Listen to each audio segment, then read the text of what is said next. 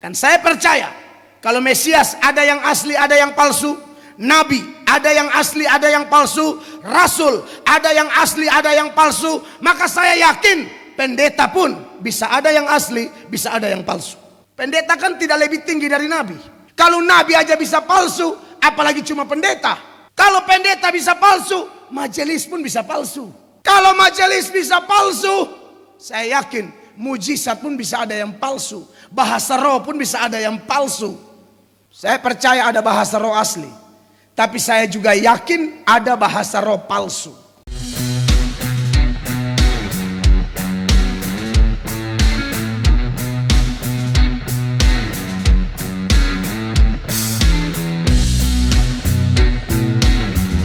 Mari kita langsung saja membuka firman Allah dalam Galatia pasal 4 ayat 4.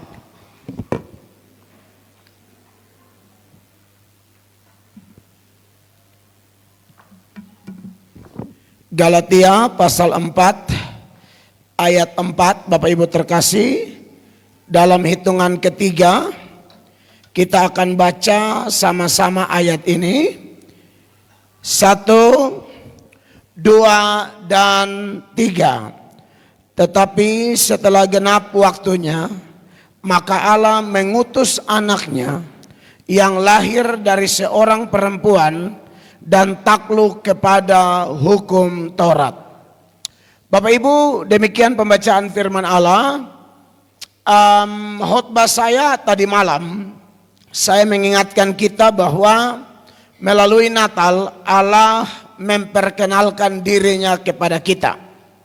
Dan salah satu sifat Allah yang Allah perkenalkan melalui peristiwa Natal adalah Dia Allah yang dapat dipercaya. Dia bukan Allah yang terlalu lambat atau terlalu cepat, tapi Dia Allah yang bertindak tepat pada waktunya. Secara khusus, janji kedatangan Tuhan Yesus yang pertama yang kita rayakan, yang disebut Natal. Ini kan kedatangan Yesus yang pertama 2000 tahun yang lalu itu, yang kita masih rayakan sampai hari ini di tahun 2024. Ternyata saudara-saudara, janji itu seperti saya sampaikan tadi malam sudah diberikan sejak Adam dan Hawa jatuh dalam dosa, seturut Kejadian 3 ayat 15 yang saya sebut tadi malam sebagai proto-evangelium atau Injil pertama. Injil itu sudah diberitakan waktu Adam dan Hawa jatuh. Istilah lain menyebut Kejadian 3 ayat 15 sebagai janji induk. Ada permusuhan antara keturunan perempuan dan keturunan laki-laki dan keturunan ular yang adalah wakil setan waktu itu. Dan kita tahu keturunan perempuan merujuk kepada satu-satunya pribadi, yaitu Sang Putra Natal, karena dia dilahirkan hanya dari unsur perempuan, tidak ada sentuhan laki-laki. Maka tidak berlebihan bahwa penggenapan Kejadian 3 ayat 15 itu adalah dalam Kristus. Kristuslah keturunan perempuan yang dimaksud. Dan menarik, Bapak Ibu terkasih, itu ternyata ada kurun waktu yang Allah tetapkan. Makanya nats pembuka kita hari ini mengatakan tetapi setelah genap waktunya. Jadi ada waktu yang Allah tentukan dalam skenarionya. Dia Allah sang sutradara agung memiliki skenario terbaik untuk kedatangan anaknya dalam Natal pertama yang kita rayakan. Nah, ini menarik kekasih-kekasih Allah, bahwa dari pelajaran ini saya mau kasih tahu sama kita bahwa kita ini ada dalam posisi menunggu Yesus akan kembali, bukan lagi sebagai bayi, tapi sebagai raja di atas segala raja, sebagai hakim. Kalau sebagai bayi, saya lihat yang namanya bayi ya, mau dibawa ke sana kemari, suka-sukalah orang tua. Kalau kita lihat orang yang gendong baby, dia mau bawa kemana terserah dia. Satu kali saya dengar satu cerita dan menarik juga untuk ilustrasi Natal. Ada seorang bapak, satu keluarga dikaruniakan seorang anak, tapi anaknya autis. Jadi karena autis, anak ini agak sedikit mengganggu. Aktifnya luar biasa. Di usianya yang ke-4 tahun, di ulang tahunnya dia, supaya pestanya kelihatan aman, tenang, peserta pesta bisa menikmati pesta, maka yang berulang tahun digeser, dipindahkan ke rumah neneknya. Misalnya kalau kegiatannya di Miau Baru, neneknya di Berau. Anak ini dipindahkan ke Berau. Supaya apa? Pestanya aman-aman saja. Pestanya tanpa gangguan. Saya melihat ini kalau dibandingkan dengan fenomena perayaan Natal dari tahun ke tahun. Yang empunya pesta, yang tuan pesta adalah Yesus. Amin. Pemilik pestanya Yesus, tapi seringkali dalam perayaan Natal, tuan pestanya kita geser. Karena tuan pesta ini akan dianggap mengganggu jalannya pesta. Saya tidak tahu di sekitar Miau Baru, Kombeng dan sekitarnya saya tidak tahu. Tapi kalau kami di daerah timur, asal Natal, itu hari terbaik untuk pesta minuman keras. Itu hari terbaik untuk mabuk-mabukan. Itu hari terbaik untuk gila-gilaan. Itu hari terbaik untuk pesta pora. Itu hari terbaik untuk bikin dosa. Bahkan itu hari terbaik untuk tanpa disadari menghina Kristus. Padahal dialah yang punya acara. Kayak perayaan Natal kita ini. Gabungan ya, Natal sekecamatan Kombeng, Muara Wahau dan Telen. Ini yang punya acara bukan GKII. Saudara setuju? Yang punya acara bukan Miau Baru. Yang punya acara Yesus. Amin. Maka pribadi yang paling terima hormat, yang harus disenangkan, dimuliakan saat Natal, dia. Bukan panitia. Panitia hanya perpanjangan tangan. Amin. Maka menjadi salah kalau sebuah perayaan Natal unsur-unsur kebenaran tentang Kristus digeser lalu diisi dengan yang lain-lain yang bukan substansial. Ini harus menjadi catatan penting ini. Karena kadang-kadang kita bikin Yesus karena kayak anak autis tadi. Dia digeser supaya jangan mengganggu acara kita. Saya harap Bapak Ibu, dengan semangat merayakan Natal, mulai dari 11 November sampai 15 November 2024 ini, harusnya semakin mendesak, mengingatkan kita semua, mulai dari pendeta sampai jemaat, supaya kita semua harus ingat, kita tidak sambut dia sebagai bayi lagi yang seenaknya kita atur dia. Kita lagi tunggu dia sebagai raja di atas segala raja, sebagai hakim yang adil. Ketika dia datang, dia akan pisahkan domba sebelah kanan, kambing sebelah kiri. Amin. Maka kita harus memberi penghormatan kepada dia, harus memberi persiapan untuk menyambut dia. Amin.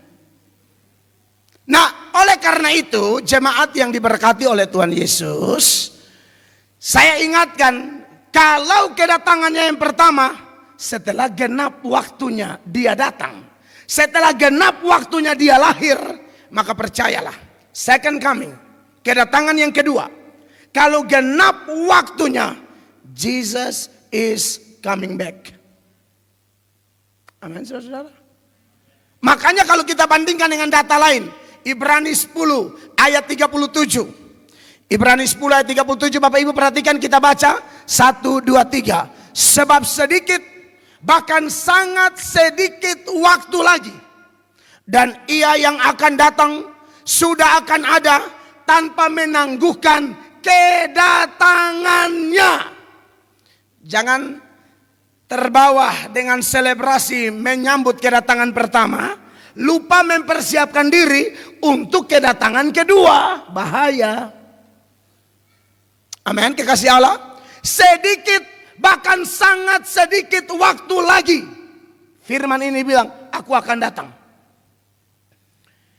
Bapak Ibu, seorang rabi Yahudi atau nabi atau rasul, kalau menekankan satu hal, entah itu pernyataan, entah itu pertanyaan, diulang lebih dari satu kali, dua kali misalnya, itu seriusnya luar biasa.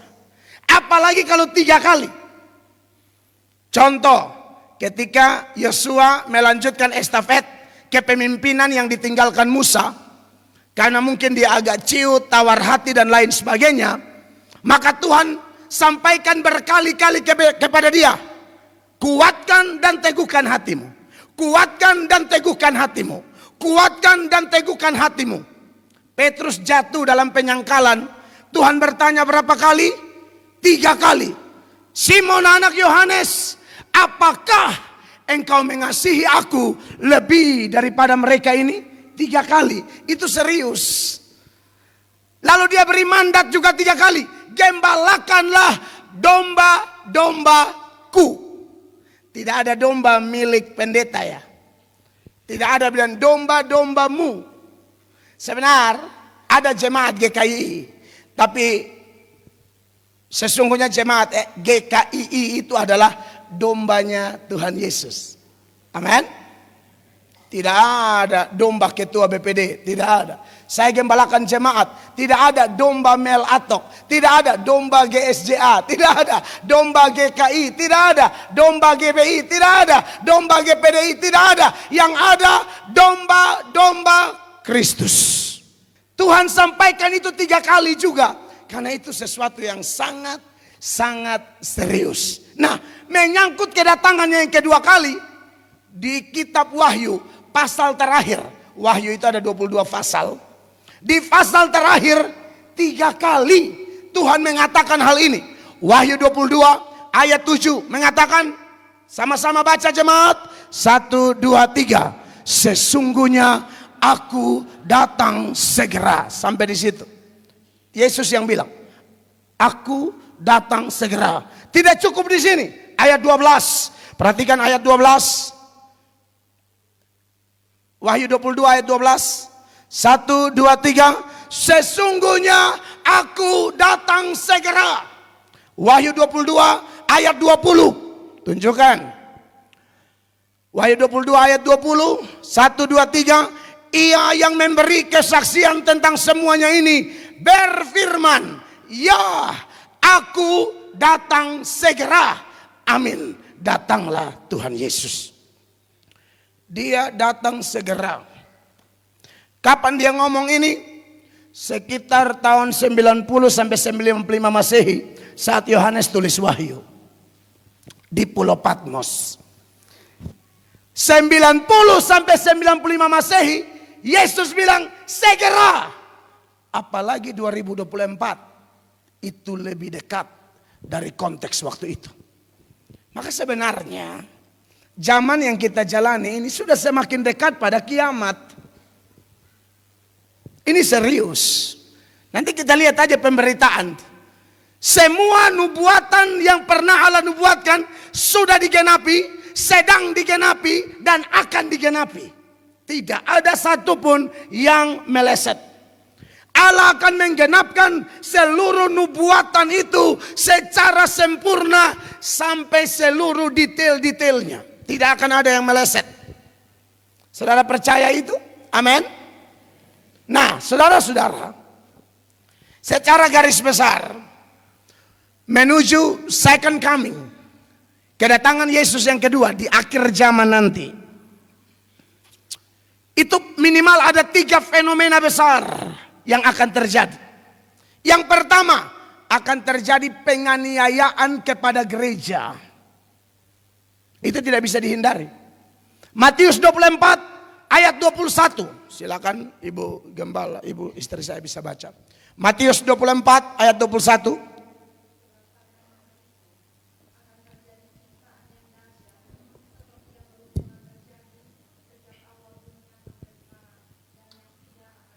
Ternyata suara belum keluar dari soundman. Mari kita baca sama-sama jemaat. Matius 24 ayat 21. 1, 2, 3. Sebab pada masa itu akan terjadi siksaan yang dahsyat, seperti yang belum pernah terjadi sejak awal dunia sampai sekarang, dan yang tidak akan terjadi lagi. Ini siksaan model apa? Pasti mengerikan. Kalau orang mencabut kuku orang sudah biasa. Zaman Nero diperkirakan ada 1.500 orang Kristen dibakar hidup-hidup. Nero itu maniak pesta, dan kalau pesta dia suka pesta taman, suka ada lampu. Lampunya siapa? Orang Kristen. Diikat di tembok-tembok, disiram dengan ter panas, lalu dibakar. Nero senang sekali melihat orang Kristen dibakar hidup-hidup. Entah penyiksaan apa yang sudah pernah terjadi di dunia ini, tapi menurut Matius 24 ayat 21 ini akan ada sebuah penyiksaan yang dikatakan belum pernah ada sejak dunia dijadikan. Makanya kalau saudara di Miau Baru ini atau Kombeng dan sekitarnya, kalau saudara merasa diri mayoritas, dengar Bapak Ibu, merasa diri saudara mayoritas Kristen, pesan saya sebagai hamba Tuhan, waspadalah, berjaga-jagalah. Tahu sejarah Konstantinopel? Itu pusat Kristen terbesar. Di manakah Konstantinopel itu? Istanbul, Turki. Sekarang Anda cek di Turki, lebih banyak Kristen atau lebih banyak yang lain? Lebih banyak yang lain. Hati-hati, jangan bangga dengan mayoritas. Kadang-kadang Tuhan izinkan kita yang mayoritas tapi tidak bertobat, Allah akan membalikan keadaan. Supaya saudara tahu. Dulu bangga banget zaman Kaisar Konstantin. Ketika terjadi kristenisasi massal, karena dia adalah kaisar pertama yang menjadi Kristen. Dan pusat kekristenan adalah di Turki, di Istanbul. Itu sejarah tak bisa dilupakan. Tapi hari ini banyak gereja di Turki beralih fungsi jadi masjid. Kristen jangan terlalu nyaman. Kristen harus belajar Alkitab, bahwa apa yang Allah firmankan sudah digenapi, sedang digenapi, dan akan digenapi. Akan ada penyiksaan oleh antikris. Itu fenomena tidak bisa dihindari. Yang kedua, akan banyak bermunculan Mesias palsu di mana-mana. Makanya di Matius 24 ayat 24, sama-sama jemaat, 1, 2, 3. Sebab Mesias palsu dan nabi-nabi palsu akan muncul, dan mereka akan mengadakan tanda-tanda yang dahsyat dan mujizat-mujizat, sehingga sekiranya mungkin mereka menyesatkan orang-orang pilihan juga. Penganiayaan gereja akan terjadi dan akan lebih ganas. Penyesatan akan terjadi dan akan lebih ganas. Hari-hari ini di Indonesia aja, aduh kacau balau.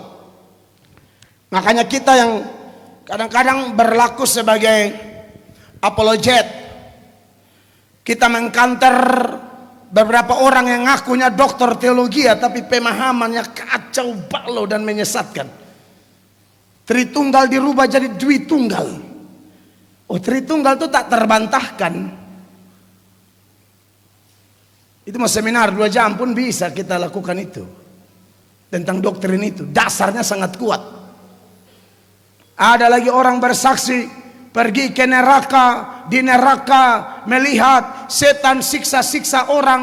Mana ada neraka adalah tempat setan menyiksa. Neraka itu tempat setan disiksa. Setan tidak mau disiksa sendiri, makanya setan cari teman. pendeta hamba Tuhan penginjil yang sungguh-sungguh menginjil, kami cari teman supaya masuk surga. Tapi setan cari teman supaya masuk neraka. Karena dia tidak mau disiksa sendiri. Neraka tidak diciptakan bagi kita. Neraka diciptakan untuk setan. Tapi setan tidak mau disiksa sendiri. Catat itu Bapak Ibu. Maka dia munculkan penyesat-penyesat yang banyak. Ya, nabi-nabi palsu. Mesias-mesias palsu. Rasul-rasul palsu. Dan saya percaya kalau Mesias ada yang asli, ada yang palsu. Nabi ada yang asli, ada yang palsu. Rasul ada yang asli, ada yang palsu. Maka saya yakin pendeta pun bisa ada yang asli, bisa ada yang palsu. Pendeta kan tidak lebih tinggi dari nabi. Kalau nabi aja bisa palsu, apalagi cuma pendeta. Kalau pendeta bisa palsu, majelis pun bisa palsu. Kalau majelis bisa palsu, saya yakin mujizat pun bisa ada yang palsu. Bahasa roh pun bisa ada yang palsu. Saya percaya ada bahasa roh asli. Tapi saya juga yakin ada bahasa roh palsu. Bahasa roh yang asli itu sesuai Alkitab. Berbeda-beda. Dan bisa dimengerti. Kalaupun tidak bisa dimengerti, berdoa nanti Tuhan kasih untuk bisa menafsirkannya. Yang terjadi hari ini terbalik dengan Alkitab. Bahasa roh satu gereja sama semua. Tidak cocok dengan Alkitab. Harusnya beda semua. Ini bahasa rohnya gembala, WL, sampai kostor gereja sama semua. Ciki ciki ciki, ciki ciki ciki. Bosan ciki diganti cuka, ciki ciki ciki, makan ciki pakai cuka. Bayang. Saya tidak anti bahasa roh, saya cinta bahasa roh yang asli. Tapi hari-hari ini saya tahu fenomena di gereja-gereja banyak yang mengarang bebas, tiru meniru, sugesti doang. Dan ini harus dikritisi. Karena tidak bisa merusak gereja dengan fenomena-fenomena seperti itu.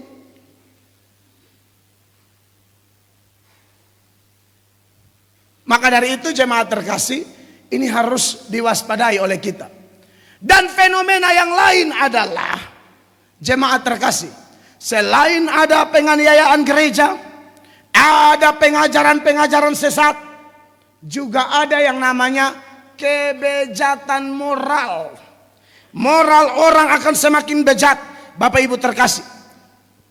Makanya kalau kita lihat daftar kebejatan moral di dalam nubuatan Rasul Paulus kepada anak didiknya Timotius, dalam 2 Timotius pasal 3 mulai ayat 1. Tolong baca ayat ini, apakah mikrofonnya sudah jadi? Oke, silakan. Ketahuilah bahwa pada hari-hari terakhir akan datang masa yang sukar. Akan datang masa yang sukar. Sukar apa ini? Lanjut. Manusia akan mencintai dirinya sendiri dan menjadi hamba uang. Iya. Mereka akan membual dan menyombongkan diri. Mereka akan menjadi pemfitnah. Mereka akan berontak terhadap orang tua dan tidak tahu berterima kasih, tidak mempedulikan agama. Ayat berikut. Tidak tahu mengasihi, tidak mau berdamai, suka menjelekan orang, tidak dapat mengekang diri, garang, tidak suka yang baik, suka mengkhianat, tidak berpikir panjang, berlaga tahu, lebih menuruti hawa nafsu daripada menuruti Allah. Secara lahiriah mereka menjalankan ibadah mereka, tetapi pada hakikatnya mereka memungkiri kekuatannya. Jauhilah mereka itu. Iya Bapak Ibu, dan Yesus bilang ada 2 jalan. Jalan yang lebar dan jalan yang sempit. Jalan yang lebar adalah jalan menuju kebinasaan, sedangkan jalan yang sempit adalah jalan menuju kehidupan. Makanya saudara-saudara yang diberkati oleh Tuhan Yesus, sekali lagi merayakan kedatangannya yang pertama harus menjadi persiapan untuk menyambut kedatangannya yang kedua. Mengingat fenomena-fenomena ini pasti akan lebih mengerikan. Nah, kalau fenomena-fenomena ini mengerikan, Bapak Ibu jemaat terkasih, apa yang dituntut dari kita semua?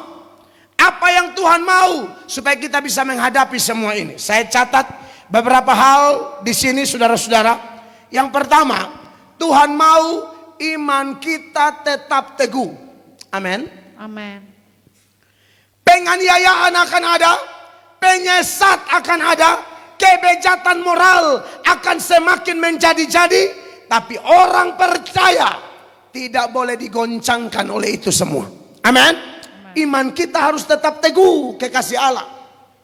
Alkitab berkata, mereka yang mungkin dulu adalah orang percaya, mengakunya percaya, beragama, sudah dibaptis, terdaftar di gereja lokal tertentu, tetapi karena ketiga fenomena tadi yang saya sampaikan, dan memang itu ada dasar Alkitabnya, mungkin membuat dia mulai goncang, ketakutan, jual iman. Iya kan, banyak orang jual iman gara-gara perempuan, jual iman gara-gara laki-laki, jual iman gara-gara pangkat, jual iman gara-gara apalagi kedudukan, jual iman gara-gara bisnis yang menguntungkan. Banyak orang tukar imannya hanya gara-gara tawaran-tawaran dunia itu. Tapi kita harus ingat, siapa yang melakukan itu? Alkitab berkata, neraka tak bisa dihindari. Kita semua ini orang berdosa Bapak Ibu, dan setiap dosa Allah pasti murka. Hanya bedanya begini, kalau kita masih di dunia, kita berdosa, Allah murka, tapi murkanya masih ada campuran. Campuran apa? Campuran belas kasihan. Campuran apa? Campuran pengampunan saat kita datang berseru dan berserah kepada Dia. Tapi kalau sudah di neraka, tidak ada campuran. Saya tunjukkan datanya ya. Wahyu 14, mulai ayat 9, ayat itu bilang begini. Dan seorang malaikat lain, malaikat ketiga, menyusul mereka dan berkata dengan suara nyaring, jikalau seorang penyembah binatang dan patungnya itu, dan menerima tanda pada dahinya atau pada tangannya. Ini karena ketakutan akhirnya tinggalkan Yesus, ikut antikris, pakai tanda antikris 666, 10. Maka ia akan minum dari anggur murka Allah yang disediakan tanpa campuran. Sampai di situ. Tadi saya bilang kalau di sini sekotor apapun kita, kalau kita datang kepada Yesus, harusnya Dia murka. Tapi karena kita merendahkan diri, maka murkanya bercampur belas kasihan. Karena kita yang berdosa sadar dan masih hela napas, masih ada kesempatan bertobat. Tapi kalau sudah di neraka, tidak bisa Bapak Ibu. Prinsip neraka itu begini, sekali neraka tetap neraka, sekali sorga tetap sorga. Dari neraka tidak bisa pindah ke sorga. Dari sorga tidak bisa pindah ke neraka. Mau ke sorga atau ke neraka, keputusannya di sini. Kalau terima Yesus, percaya Yesus, jaga iman kepada Yesus sungguh-sungguh, maka jelas kapanpun nomor antrian meninggal kita, kita pasti masuk sorga. Amin. Amin, kekasih Allah. Ya. Tapi kalau tidak, disiksa di neraka itu mengerikan luar biasa. Menurut Bapak Ibu, kira-kira sakit apakah menurut Bapak Ibu jemaat di Mio Baru? Sakit apakah yang paling menyakitkan di dunia ini? Ada yang bilang sakit gigi, ada yang bilang sakit hati. Karena ada lagu dangdut, lebih baik sakit gigi daripada sakit hati. Kalau menurut saya, sakit yang paling menyakitkan ya secara fisik ya, itu adalah sakit melahirkan. Amin bapak-bapak. Mana tahu bapak-bapak. Harusnya amin ibu-ibu. Waktu saya amin bapak-bapak, ada bapak-bapak bilang amin, betul sakit sekali. Dari mana kau tahu Pak? Kita senasib Pak. Mau anak 4, 5, 6. Coba kalau Tuhan tukar, kita yang melahirkan. Istri tanya, kita harus anak 4, cukup 1. Sakit melahirkan itu sakitnya luar biasa, apalagi yang normal ya. Sekarang kan sudah operasi segala macam, ya tidak seperti normal lah. Bukaan 1, bukaan 2 sampai bukaan 10. Anak saya nomor 1 dilahirkan secara normal. Saya minta izin dokter, saya harus lihat ke dalam. Dokter bilang silakan. Itu saya menangis sejadi-jadinya. Makanya kenapa orang-orang tua kita dulu, mama-mama bilang jangan kurang ajar sama mamamu. Untuk melahirkan engkau, kaki 1 di lubang kubur, kaki satu di rumah sakit. Jadi antara mati dan hidup. Jadi jangan kurang ajar sama mamamu. Di situ saya mengerti ketika istri saya melahirkan anak pertama. Bukaan satu biasanya sudah sakit, bukaan dua sakit. Tapi antara bukaan satu ke bukaan dua ke bukaan tiga dan seterusnya, itu sakitnya pakai istirahat.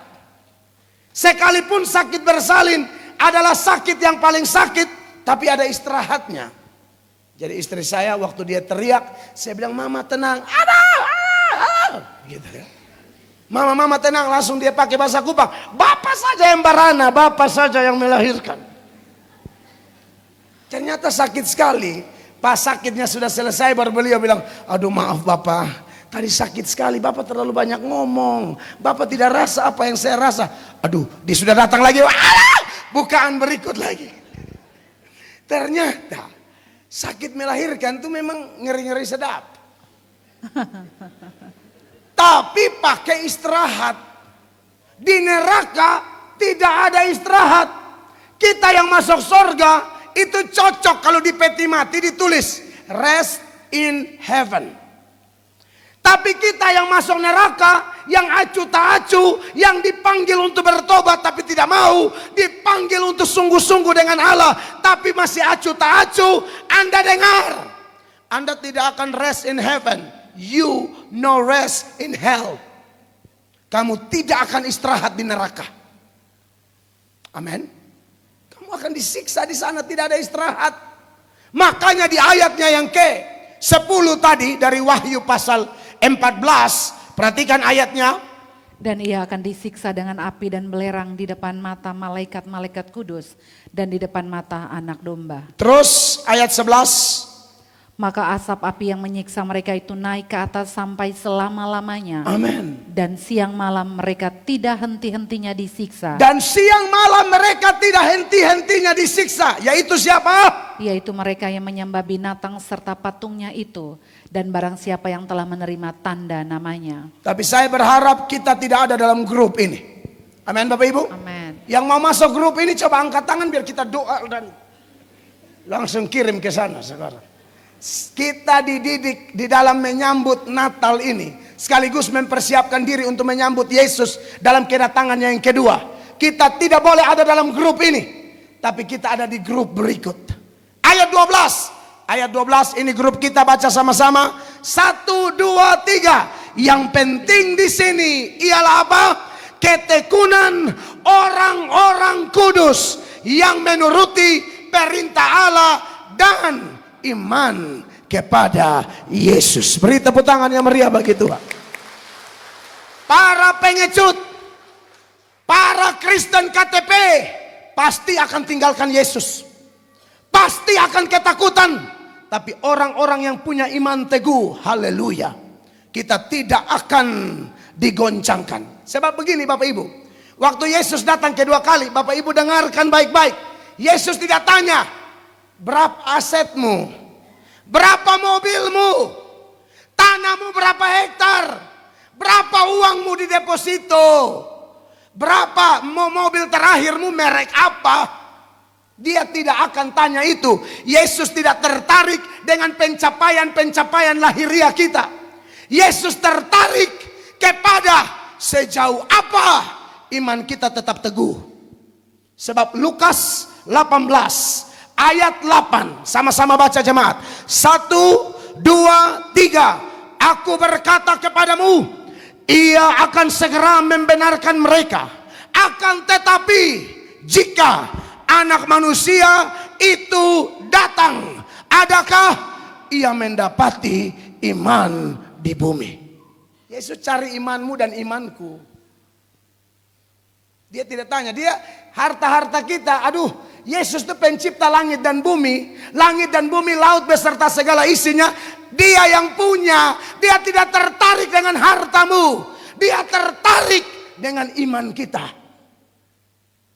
Amin. Iman bertumbuh dari apa? Mendengar firman Allah. Iman bertumbuh dari apa? Proses-proses kehidupan.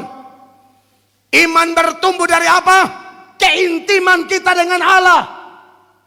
Maka sibuklah Dengar Bapak Ibu, sibuklah mempertebal iman kita bersama. Sebab waktu kamu dan saya meninggal, Yesus tidak tanya yang lain, adakah kudapati iman di bumi?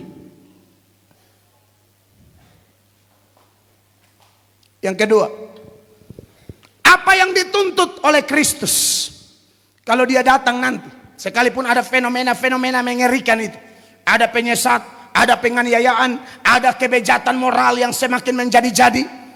Yang pertama dia tuntut iman kita. Yang kedua, yang Yesus tuntut dari kita adalah kesalehan kita. Yakobus bilang, iman tanpa perbuatan mati. Ngaku-ngaku beriman tapi jahat itu omong kosong. Bapak Ibu, ada dua jenis Kristen. Ada yang namanya Kristen bunglon, ada yang namanya Kristen ikan laut. Di sini agak jauh dari laut ya. Kalau di NTT itu pantai banyak banget. Pak Matias tanya saya, bilang, kalau kita ke Kupang lihat apa? Ya paling banyak pantai-pantai, dan pantainya masih pantai istilahnya pantai perawan. Masih bagus-bagus, bukan kayak di beberapa kota yang pantainya kotor sekali. Aduh, kalau NTT selam ke dalam tidak mau keluar lagi ya. Mau di mana aja, mau di Sumba, mau di Alor, mau di Flores, mau di Kupang, mau di Rote, mau di Sabu, itu pantainya tuh masih benar-benar bersih. Ikan laut, sekalipun kita ambil dari laut, tapi untuk masak dia, goreng dia harus ditaburi garam. Kenapa? Sekalipun dari laut, tapi dagingnya tidak otomatis asin. Kita masih di dunia Bapak Ibu, tapi Alkitab berkata kita tidak boleh serupa dengan dunia. Berubahlah oleh pembaharuan budimu. Amin. Supaya kita bisa membedakan mana yang baik, mana yang berkenan, dan mana yang sempurna di hadapan Allah. Ingat Sadrak, Mesak, Abednego dan juga Daniel. Mereka ada di negeri orang kafir, tapi mereka tidak menjadi kafir. Ulang Bapak Ibu, mereka minoritas di Babel. Mereka orang-orang beriman di antara kumpulan penyembah-penyembah berhala. Nebukadnezar bikin patung yang besar dan paksa orang-orang menyembah. Tapi Sadrak, Mesak, Abednego ingat 10 hukum Allah. Hukum pertama, jangan ada padamu Allah lain di hadapanku. Hukum kedua, jangan membuat patung berupa apapun, seperti yang di atas langit, di bumi atau di bawah bumi, untuk disembah. Maka ketika semua orang ketakutan dan menyembah patung Nebukadnezar, Sadrak, Mesak dan Abednego tidak menyembah. Ini yang namanya ikan laut. Tidak menjadi kafir sekalipun di negeri orang kafir. Bahkan ada upaya-upaya aktif dari orang kafir untuk mengkafirkan mereka, tapi mereka tidak kafir. Bagaimana dengan orang Miao? Bagaimana dengan orang Kombeng? Jangan Anda yang Kristen, tapi Anda kayak orang kafir. Yang berzina juga Kristen, yang selingkuh juga Kristen, yang mabuk-mabukan juga Kristen, yang percaya ilmu-ilmu kebal juga Kristen. Anda Kristen kafir. Dengar itu. Dengar itu. Malu sama Sadrak, Mesak, Abednego. Di negeri orang kafir mereka tunjukkan, aku anak Allah. Amin. Ini ngaku Kristen tapi jahat. Ada yang kayak begitu, bertobat Anda sebelum Tuhan kasih putus kau punya napas. Amin. Ini hari terakhir jadi berat, supaya saudara tahu. Saya tahu ini undangan terakhir, tapi sudahlah, santai aja. Amin. Jangan jadi Kristen bunglon. Di gereja haleluya, seragamnya tadi malam biru, kuning, hijau. Saya terpukul dengan itu kostum loh. Itu budgetnya berapa banyak itu kostum-kostum terbaik tadi malam. Wah, itu berapa banyak itu? Hah? Haleluya. Maksud saya, oh wow, amazing. Dan tadi kita ngobrol-ngobrol, saya bilang itu salah satu manifestasi orang memuliakan Allah. Saya tidak persoalkan. Artinya memang yang jahit kostum untuk paduan suara, vokal grup, lakukan segala sesuatu seperti untuk Allah. Amin. Jadi maksud saya adalah kita jangan bunglon. Jangan di gereja menyanyinya suara 1, suara 2, suara 3, suara rakyat. Lalu di luar kita kayak bunglon. Bunglon itu kan begitu toh. Di merah dia merah, di biru dia biru, di kuning dia kuning. Bunglon itu mencocok-cocokkan. Di gereja kayak malaikat, di kantor kayak setan. Nah gitu tuh. Di gereja menyembahnya haleluya sampai rasa-rasa dia mau ganti ini lampu-lampu di plafon. Menyembah sambil perbaiki lampu. Haleluya, haleluya. Bapak Ibu, tolonglah. Paulus bilang, kamu suratan yang terbuka yang dibaca oleh semua orang. Kita ini transparansi Kristus. Kita seperti ikan dalam akuarium. Orang melihat gerak-gerik kita, bukan hanya sekedar pengakuan atau gantung rantai salib, anteng salib, apa segala macam salib. Itu hanya aksesoris luar. Allah mau betul-betul perilaku kita, sifat kita mencerminkan perilaku dan sifat Kristus. Karena kita transparansi Kristus. Amin, Bapak Ibu. Amin. Dunia ini akan hancur, akan kiamat, saudara. Waktu kiamat Tuhan habiskan seluruh dunia ini. Dan yang Allah minta orang percaya, kita yang saleh mempercepat kedatangan Tuhan yang kedua kali. 2 Petrus 3 ayat 11. Tekan, haleluya. Perhatikan ayat ini saudara, sama-sama. 1, 2, 3. Jadi, jika segala sesuatu ini akan hancur secara demikian, dengar, betapa suci dan salehnya kamu harus hidup. Amin. Bapak-bapak, saya dengar di sekitar sini nih ada tempat prostitusi. Di mana begitu? Bapak-bapak yang suka nongkrong di situ, bertobat sebelum kena spilis. Iya, kadang-kadang sudah kena penyakit baru mulai. Oh haleluya, haleluya. Saya sudah omong buat masyarakatku orang NTT, kalau ada di ruangan ini, tolong, saya dari NTT, kita dari NTT datang merantau di sini, apalagi kamu agama Kristen. Tolong tunjukkan kesaksianmu. Jangan bikin malu nama Tuhan.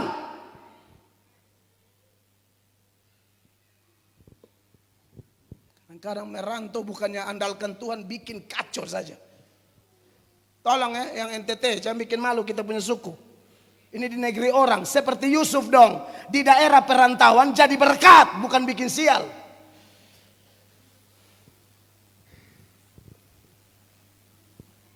Amin. Kadang-kadang saya pergi ke beberapa daerah tuh dengar kabar, aduh bapak-bapak dari NTT ya, iya kenapa? Aduh minta maaf Pak ya, minta maaf. Apa? Kemarin ada orang-orang bapak bikin masalah di sini, bla bla bla, bla bla bla. Aduh, pusing kepalaku. Tunjukkan imanmu. Kadang-kadang dari NTT sana rohaninya bagus, pas keluar tambah kacau.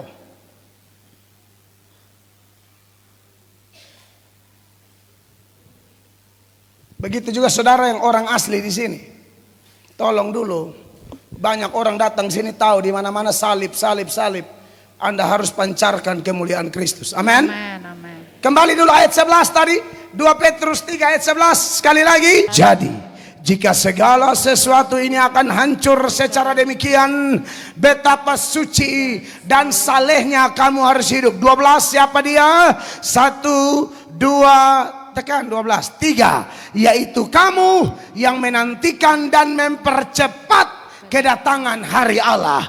Pada hari itu langit akan binasa dalam api dan unsur-unsur dunia akan hancur karena nyalanya. Kita dituntut hidup kudus.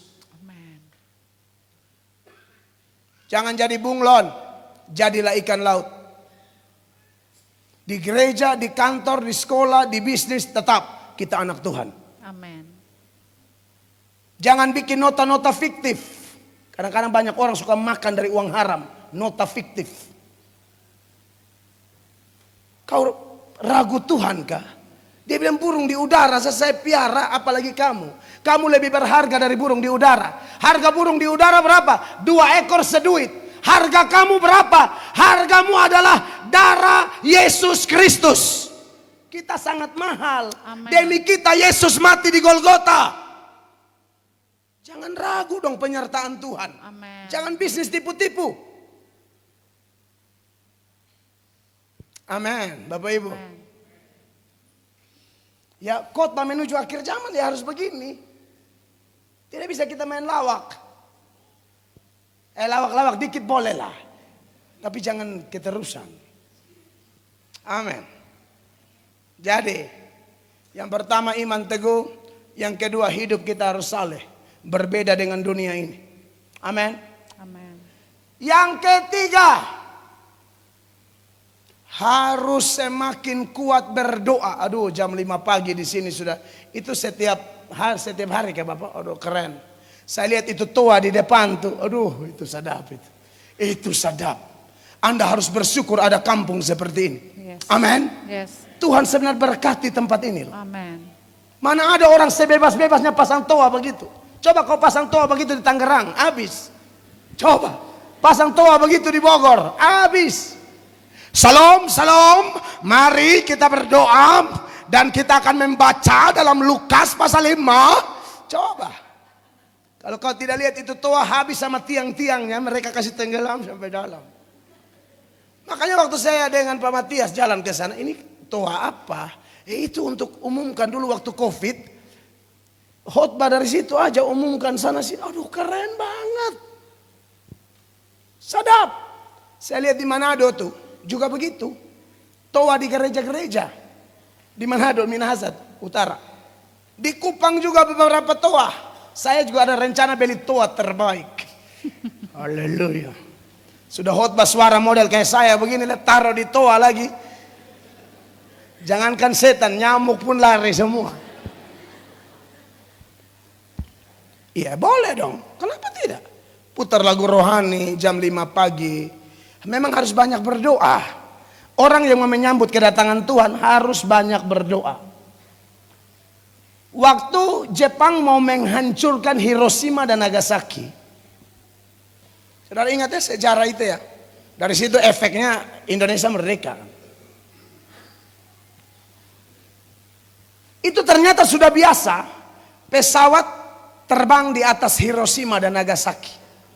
Karena saking biasanya pesawat terbang, mereka tidak hati-hati. Mereka pikir semua pesawat sama. Padahal salah satu pesawat bawa bom. Mungkin Anda sudah sering dengar khotbah ini, tapi hati-hati. Mungkin sudah biasa, hati-hati. Karena bicara tentang kedatangan Tuhan, ada yang universal, tapi ada yang individual. Tuhan datang jemput kita. Itu kedatangan Tuhan secara pribadi. Harus siap. Harus banyak berdoa. Lukas 21 ayat 34. Silakan Ibu Gembala baca. Lukas 21 ayat 34. Jagalah dirimu supaya hatimu jangan syarat oleh pesta pora dan kemabukan. Terus Serta kepentingan-kepentingan duniawi. Dan supaya hari Tuhan jangan dengan tiba-tiba jatuh ke atas dirimu seperti suatu jerat. 36 sama-sama 2, 3. Sebab ia akan menimpa semua penduduk bumi ini. Berjaga-jaga. Jadi kita harus banyak berdoa. 36 sama-sama 2, 3. Berjaga-jagalah senantiasa sambil berdoa. Supaya kamu beroleh kekuatan untuk luput dari semua yang akan terjadi itu. Dan supaya kamu tahan berdiri di hadapan anak manusia.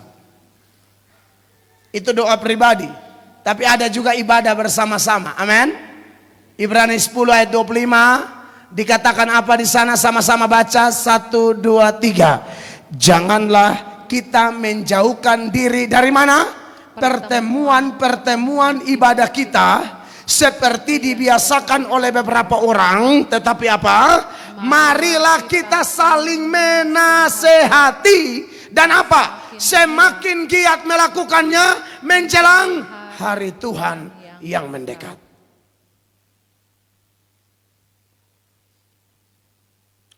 Kita punya kegiatan ini disertai dengan olahraga segala macam toh.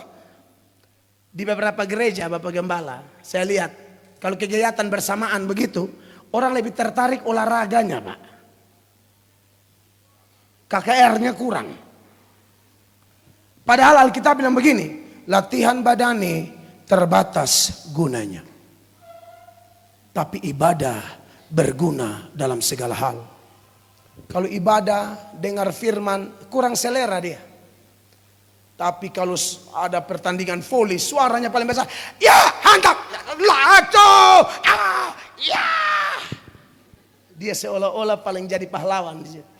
Coba kau menyanyi, buka suara begitu waktu lomba. Wah, keren. Amin. Maksud saya, dijagalah keseimbangannya. Jangan sampai terlalu ngotot yang kegiatan-kegiatan lahiriah yang terbatas gunanya, lupa bahwa ibadah ini ada kuasa. Amin. Dalam ibadah itu ada berkat. Tuhan bilang, aku akan membuat perbedaan antara orang yang beribadah kepadaku dan orang yang tidak beribadah kepadaku. Dan yang terakhir, benar-benar terakhir, beberapa wajah mencurigakan ya. Pas 1 jam, haleluya. Yang terakhir adalah yang Tuhan tuntut dari kita menjelang second coming, kedatangan Yesus yang kedua.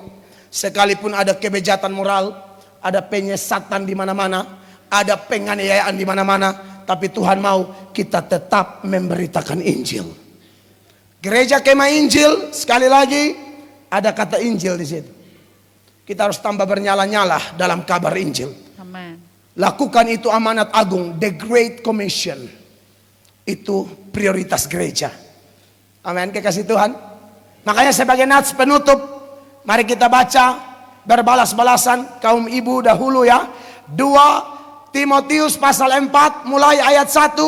Kaum perempuan bersama istri saya. 1, 2, 3 di layar. Di hadapan Allah dan Kristus Yesus yang akan menghakimi orang yang hidup dan yang mati, aku berpesan dengan sungguh-sungguh kepadamu demi penyataannya dan demi kerajaannya. Bapak-bapak sama-sama ayat 2, 3. Beritakanlah firman, siap sedialah, baik atau tidak baik waktunya, nyatakanlah apa yang salah, tegurlah dan nasihatilah dengan segala kesabaran dan pengajaran. Mengapa ini harus ditekankan? Ibu-ibu, ayat 3, 2, 3. Karena akan datang waktunya, orang tidak lagi menerima ajaran sehat, tetapi mereka akan mengumpulkan guru-guru menurut kehendaknya untuk memuaskan keinginan telinganya. Iya, ini fenomena berbahaya. Bapak Ibu tahu salah satu pencetak nabi palsu terbanyak siapa? Pendengar khotbah. Karena dia mau undang yang enak-enak. Di situ Anda sedang mencetak banyak pengkhotbah palsu. Karena Anda tidak mau kebenaran, itu bahaya. 4, bapak-bapak, 2, 3, mereka akan memalingkan telinganya dari kebenaran dan membukanya bagi dongeng. 5, sama-sama, 2, 3. Tetapi kuasailah dirimu, sabar dalam segala hal, sabarlah menderita. Lakukanlah pekerjaan pemberita Injil dan tunaikanlah tugas pelayananmu. Setan semakin kerja dengan segala macam cara, hamba-hamba Tuhan tetap semakin semangat dalam melayani Tuhan, dalam berdoa, dalam beribadah, dalam beriman, dalam berkarakter kudus. Beri tepuk tangan yang meriah bagi Tuhan. Saya selesai. Tuhan Yesus dimuliakan.